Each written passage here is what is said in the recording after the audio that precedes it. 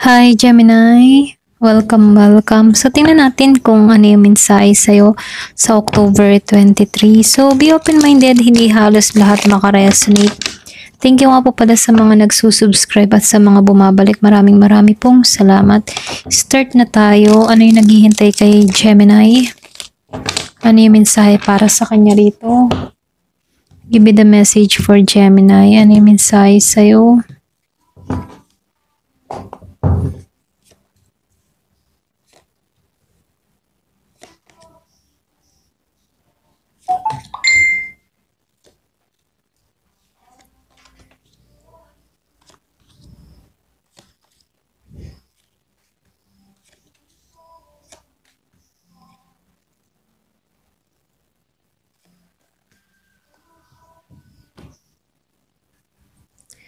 So, dito Gemini, no, maganda yung spread ng baraha ngayon kasi nakikitaan ko dito sa reading mo dahil lumabas ang Page of Cups, Five of Wands, and the Nine of Swords, okay? So, nakikitaan ko dito Gemini na ito yung simula ng emotional na pag-alon, okay? So, nakikitaan ko dito na may pagkamalambot yung puso mo, no? Maaring may mensaheng darating yung iba sa inyo, no? O ikaw mismo yung nagiging mas open emotionally. So dito, no, dahil lumabas yung Five of Wands sa Pride, nakikitaan ko dito na ito yung nagpapakita na tension or conflict, pwedeng misunderstanding or pride clash or competition, okay? So nakikitaan ko dito maaring may gustong ipaglaban pero hindi pareho ng yung hindi pareho yung energy niyong dalawa, okay? So nakikitaan ko dito sa Nine of Swords, ito yung nagdadala ng anxiety, maraming what if or guilt na paulit-ulit mong naiisip or nangyayari. Pero tandaan mo Gemini ha, hindi mo kailangang parusahan yung sarili mo, okay?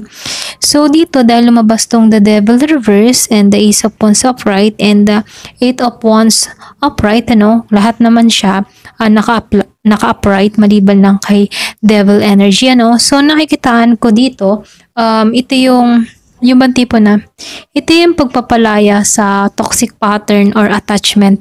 So nakikitaan ko dito pwedeng ito yung isang relasyon, bisyo or overthinking or pwedeng cycle ng takot, okay? Kapag ba na-realize mong hindi mo na kailangang kontrolin ng lahat, bigla kang giginhawa, okay? Kasabay nito sa Ace of Wands, ano, nakikitaan ko dito na meron ditong renew or passion or motivation, ano. Kumbaga, marirenew yung passion at motivation mo dito, motivation. Para bang sinasabi dito na ito na yung simula mo ulit, okay? Parang ganun, ano.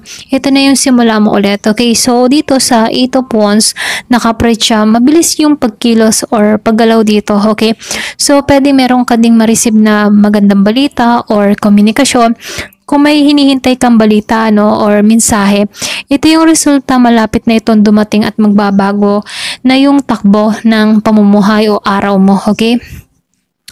So, lumabas yung Page of Pentacles reverse dito and the Knight of Pentacles upright and the Five of Swords reverse. So, dito, ano, nakikitaan ko dito, ito yung lesson, okay, ng para bang may lesson dito or pwede rin, ito yung lesson sa consistency, okay?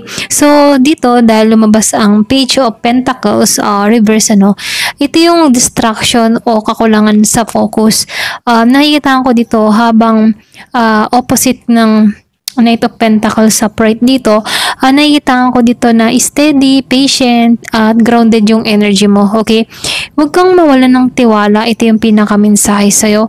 Sa mabagal na proseso, ang tagumpay mo ay nasa consistency, okay? Hindi sa bilis. Ito lang yung mensahe, no?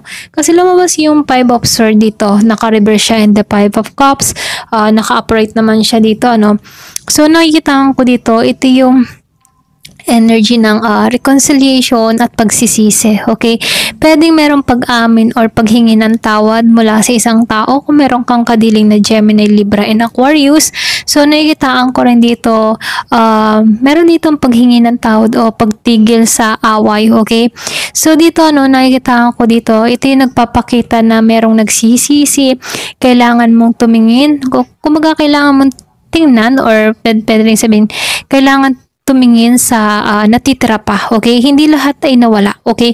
Kumbaga, dahil dito, no, kailangan mong tumingin sa natitira pa, huwag kang magtuon sa mga nawala dahil meron pang natitira ditong 2 cups na nakatayo, okay?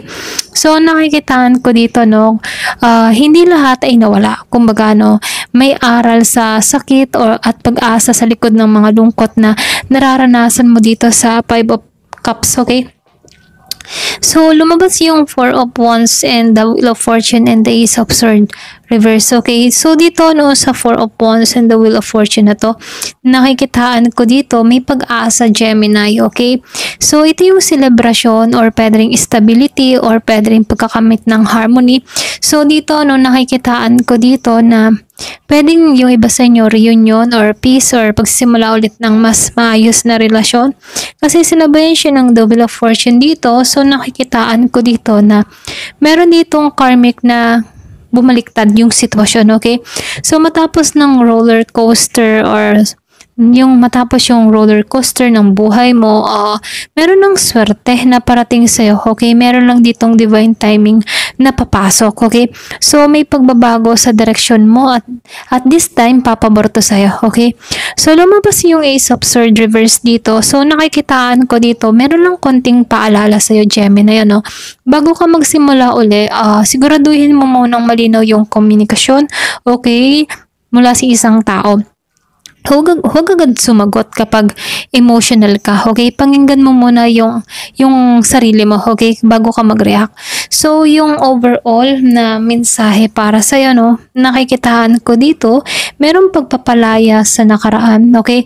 Kumbaga, meron dito ang pagyakap sa bago, okay? So, ngayong 2023, October 2023, nakikitaan ko dito malinaw na sa'yo na yung gulo yung hindi naging hadlang dito, kundi daan para mahanap mong muli yung spark mo, okay? So, nakikitaan ko din dito, ito yung araw ng healing or communication. So, merong second chance dun sa iba sa inyo at mabilis na pagbabago. Okay, ito lang yung mensahe sa'yo, Gemini. Thank you for watching. Love and peace.